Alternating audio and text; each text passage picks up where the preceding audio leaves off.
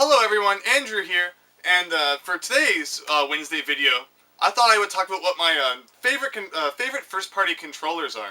The reason I actually thought of this was because I didn't have a chance to reply to a EDT 1138's, not last, but the one before that, Top 3 Tuesday video, which asks what your top 3 favorite first-party controllers are, and I really wanted to answer that, but as people probably know, I was at the convention on the weekend, so I didn't have a chance to do that.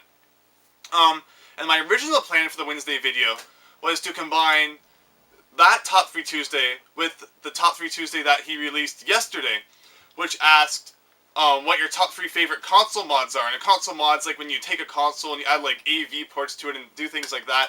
But I'm not really a person who does too many mods. I don't normally open up my consoles and start messing around with things like that. So that's not really a question that I'm too very capable of answering. I mean, I have a few modded consoles as far as like consoles that play games from regions that they're not supposed to, like a modded GameCube and a PlayStation and things like that. But overall, that question just wasn't really for me. So that's where I sort of just got the idea.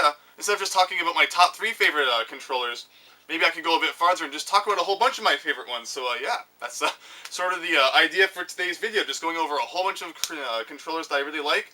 There's probably going to be a whole bunch of ones here that everyone knows and everyone probably really likes, and there's probably going to be a few that people might not have even heard of before, so yeah. Anyway, let's get started. I'm just going to do a quick skim over all of them. I'm probably not going to talk about them too much. Some of them are actually things I've talked about in other videos, so yeah, I won't spend too much time on them.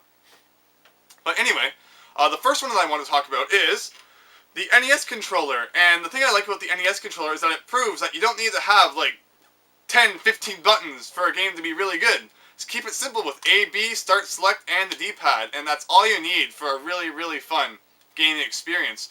I know a lot of people probably don't like the shape of the NES controller. I'm really used to it, I guess because it's the first controller I ever used, and I don't even remember when I started using it, because I have no memories of when I actually started playing video games.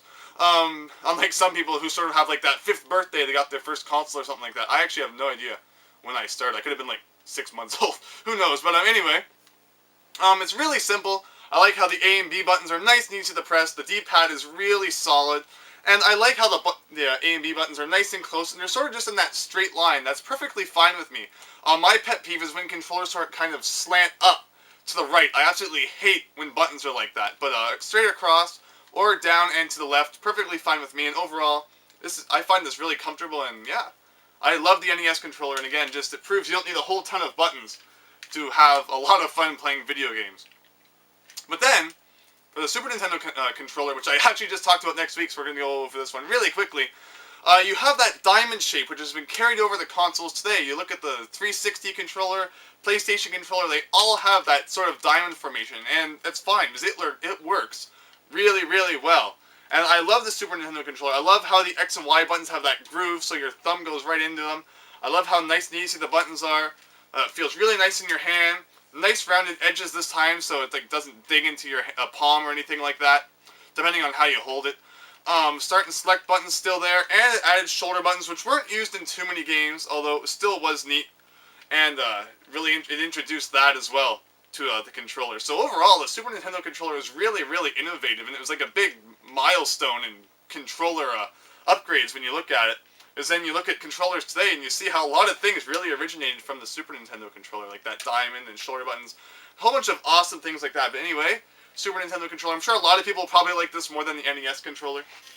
They're kind of at a tie for me, although I really like the NES one, like I said, just because it was the first one that I ever used. Not really going to show the N64 controller. I mean, it's a really cool controller, although, I mean, I probably should be showing it too, because it is a really, well, like, it's kind of weird, but overall it's a really good controller as well. But we're going to skip over it, because a controller that I like even more than that is the GameCube controller, and I find this thing so comfortable to hold. If you look at it, actually I should do this. The GameCube controller, actually I didn't plan on doing this, but I just went and grabbed it because I just thought I should talk about it. The GameCube controller, if I can hold it up here, actually takes a lot from the Virtual Boy controller, in that it has those two sort of sides there, and I mean it has the shoulder buttons on top, and it actually feels almost the same when you're holding it. I mean, I know the Virtual Boy controller is really bizarre because it has 2 D-pads for some reason. That's like used in one game. I believe like 3D Tetris it's used in. But overall, the Virtual Boy controller actually is pretty neat.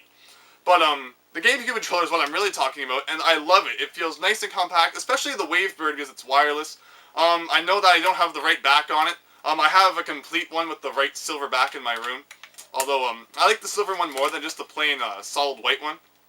I only have one back for it, so for the one I use in the basement, I just put the incorrect back on, just because, meh. But anyway, I really like it. I think all the buttons are nice and very well placed. You have the Z button on the top. You have I like the shoulder buttons. And overall, I think it's a pretty solid controller. And I mean, how many people want to use this thing instead of the Wii remote? I mean, Smash Brothers Brawl. Who uses the Wii remote? No one that I know, anyway. And then yeah, you mean Mario Kart Wii? You're using this? I really wanted to use this for Twilight Princess. So that's why I actually like the GameCube version a bit more. So I'm not really a fan of motion controls. I like to hold my controller, and then the whole connecting you are the controller. No! I don't want to be the controller. I want to use the controller to play my video games. I want to feel that interaction with the buttons and stuff like that.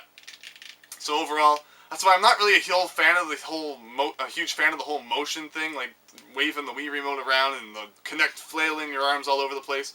I just like to hold my solid controller and press the buttons and know that when I press the B button, my character will attack, and not hope that when I fling the controller, it will do what I hope that it I hope that it does what I want it to do. But yeah, overall, I really like the game controller. Very solid, nice button placement. I like the thumbsticks. A huge. That's one of the things that was never very good about the N64 controller, and it was that the thumbstick was like this hard plastic that would just grind the skin off your thumb. Or if you were playing Mario Party 1, you know what happened to your palm. But the GameCube controller really improved on that. Very nice, rubbery thumbstick, and overall just felt very comfortable to use, and I just love it, especially the wireless Wavebird. Anyway, yeah. That was a mouthful. That's really all I have to say as far as Nintendo controllers go. I'm sure there's going to be some I'm forgetting to talk about in this video. But yeah, that's all for Nintendo. And let's move on to Sega, I guess. I really only have one Sega controller to point out. Overall, I'm not really a fan of Sega controllers. I know this goes in complete opposite of EDT1138's video, where he talks about how the majority of his videos talking about how he likes Sega controllers, the Genesis, the Saturn. But overall, I'm not a huge fan of Genesis controllers. I don't like how the buttons slope up this way. I just find it's not that great. And overall, I'm not really a huge fan of the button placement and things like that. The shape is okay. I'm a bigger fan of the smaller Genesis controller than the bigger one, which is also a complete opposite to what EDT1138 said. Overall, I'm not really a huge fan of the Genesis controller. The only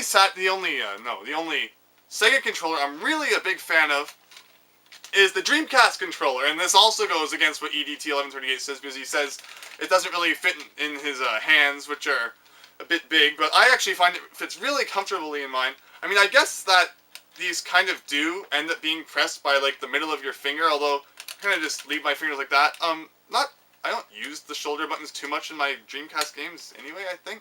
I mean, I use them every once in a while, but it's not like they're really that crucial that you're pressing them every 2 seconds.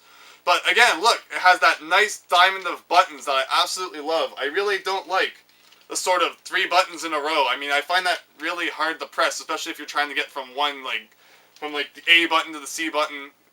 I don't know, overall, I'm not really a huge fan. And then the Saturn controller used pretty much the same design, so I didn't really like that, but this uses that nice diamond of buttons, which is awesome.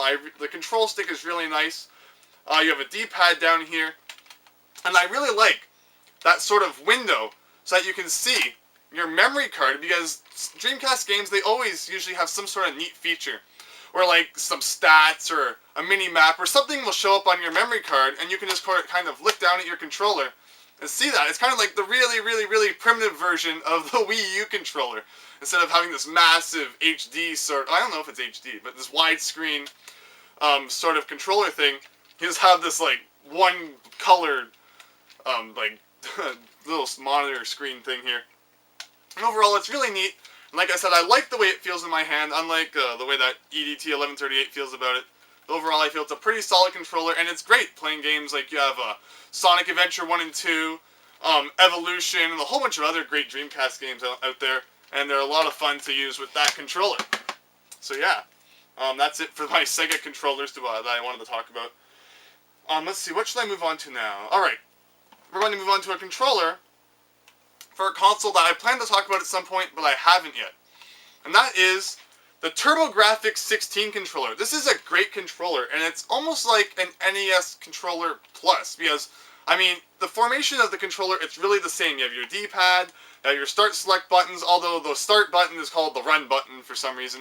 And then you have your A and B buttons, which are now the 1 and 2 buttons. And the controller, I mean, the layout is pretty much exactly the same. You have the D-pad, and you have the buttons on the side. The neat thing about the TurboGrafx controller, though, is that every first-party controller had rapid-fire switches built in. I mean, I know normally, if you want, like, a rapid-fire NES controller, you have to go buy, like, some third-party thing, and who knows how good of a quality it would be. But every single TurboGrafx controller had rapid-fire built into it, which is really neat, and also, it's really comfortable to hold, and overall, I think it's a really solid controller, and the TurboGrafx 16 is a great console, too, which I hope to talk about someday. The only flaw with this controller, and I'll get to that too. I'm not going to untie that one, which is nicely tied up. This is a Turbo Duo controller, which is actually pretty much the same thing. The only problem is that the cord is really short. Now, I realize when I'm showing this on video, it actually doesn't look that short. But it is. I mean, it doesn't look too bad, but, I mean, it's not really that long. When you consider it has to go all the way from my TV to me sitting back on the couch comfortably wanting to play it. Yeah, I hate when cords are for some reason really short like that. So that is where a 6-foot extension cord comes in handy. Yeah, so I picked one of these things up, so for like $8 on eBay or something like that, so I could just sit back and actually relax instead of having to push the couch all the way like that far from the TV to be able to play it. The only problem is that that extension cord only works with the thinner end, with the thinner kind of the plug. Because if you notice, the Turbo Duo controller, the design on the front is different, but also the plug is a bit different because the TurboGrafx 16 controller has a sort of fatter end for some reason. I don't know why they decided to change it, but the Turbo Duo, the PC Engine, which is the Japanese version of the TurboGrafx, and the Super Graphics, they all use the thinner end, so my extension cord works with that, which is better anyway, because I normally use my Turbo Duo, which plays normal TurboGrafx 16 games and the CD games when I play my TurboGrafx. So people probably have no idea what I'm talking about. I'm probably not even making that much sense, but someday I'll talk about it, and then hopefully everything will make sense at some point. And overall, I really like the TurboGrafx controllers. I think they're great to use, and yeah, they're pretty decent. Next thing I'm going to talk about, actually, almost there.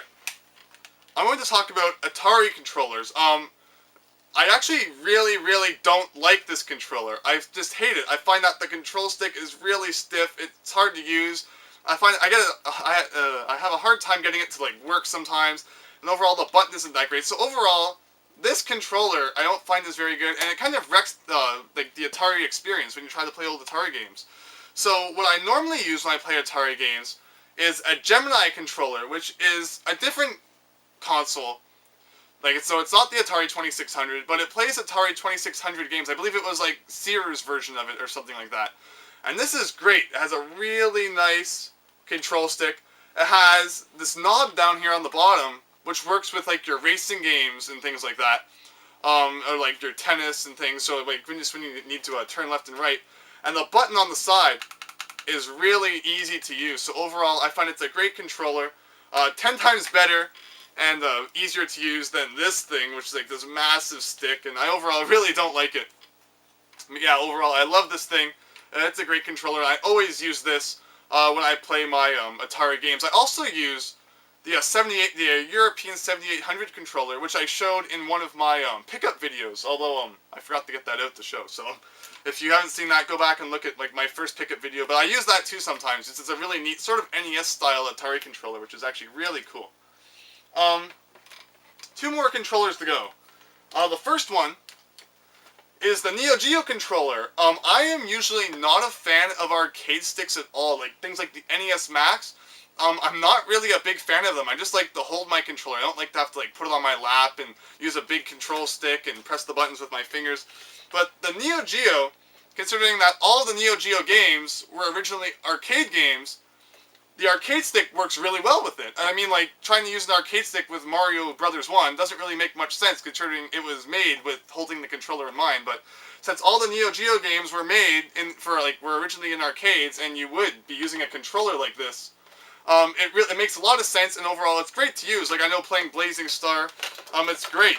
Just being able to, like, use the control stick and just mash the A button as fast as I can to get that rapid fire shot going. Overall, nice clicky controller there. Neo Geo controllers always have that clicking. Like, you can hear the switches inside, just like in an actual arcade machine. Like, this has it, the Neo Geo CD controller has it, which I'm going to talk about, and also the Neo Geo Pocket has it. And that is one of my favorite handhelds just because it has a really nice thumbstick controller on it, while every other handheld back then had a D-pad. And I mean, they still have D-pads today. It's just finally now like the 3DS, which has a control stick. Unless you count the PSP, which had that thing that broke in like 10 minutes after you started using it for serious gaming.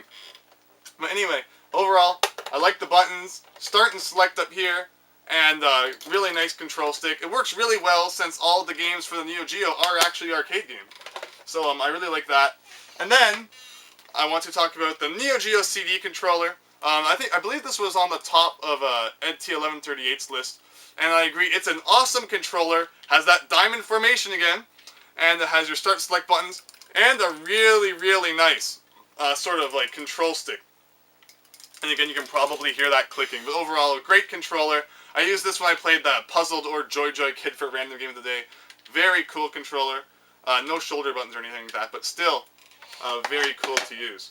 Oh yes, but the only thing about the Neo Geo CD controller and the original Neo Geo controller again is it doesn't really look like it on camera, but the cord is not that long.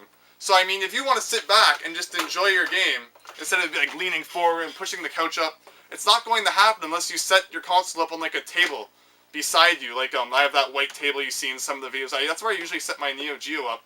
But like, if I did want to set it up farther away, it wouldn't really work. But that's why extension cables were made for that reason. And I'm actually a big fan of extension cords. Like, if you can't go wireless with a controller, I love to have an extension cord for it. That way I just know there's complete freedom, and I never have to worry about like leaning back, and then the console goes flying out from where it is, and the game freezes, or it comes unplugged from the wall or something like that. But overall, I just love to have extension cords, so I always know I'm going to have that freedom to move around and never have to worry about yanking the console out of the wall. But yeah, I believe that's it. Just went over some of my favorite controllers. Kind of getting uncentered again. I'm really good at that, it seems. As you probably noticed, I showed things like the PlayStation controller and the Dreamcast controller. My favorite color is blue, so I love blue controllers and use them when I have them available. But yeah, anyway. That's pretty much just the overview I wanted to do. I just talked about some of my favorite controllers and things like that. I'm sure there's some I'm probably missing and that I'm going to realize about. I know I showed the PlayStation 2 controller, but this applies for all the PlayStation controllers, especially PlayStation 3, because it's naturally wireless, and because it has the really cool L2 and R2 buttons, which sort of like dip down in the back. I really, really like that. No Xbox controllers in this video, mainly because I find them really bulky. I'm not really a huge fan of them. I don't know. Maybe just because I don't really play too much Xbox. I don't even have an Xbox 360. I'm really more of a PlayStation person. But anyway, so I think that's about it. So yeah. Thank you very much for watching. Hope you enjoyed. I'm definitely going to talk about the Virtual Boy someday. I don't know when, but at some point I definitely will get to it. Definitely a neat controller, even though it does have the two D-pads. It has L and R buttons on the back, and B, A, and start select on the sides here. And this is actually the on and off switch for the console, because yeah, I mean, you can't really turn it on without the controller. It's kind of weird. But anyway, yeah, I'm sure I'll talk about that someday. Not sure when though. But anyway, thank you very much for watching. Hope you enjoyed. Feel free to post what some of your favorite controllers are down below, if there are things I haven't mentioned, or you can even just point out that I talked about what some of your favorites are. Yeah, I believe that's it though. So thank you very much. Hope you enjoyed, and hope to see you next time.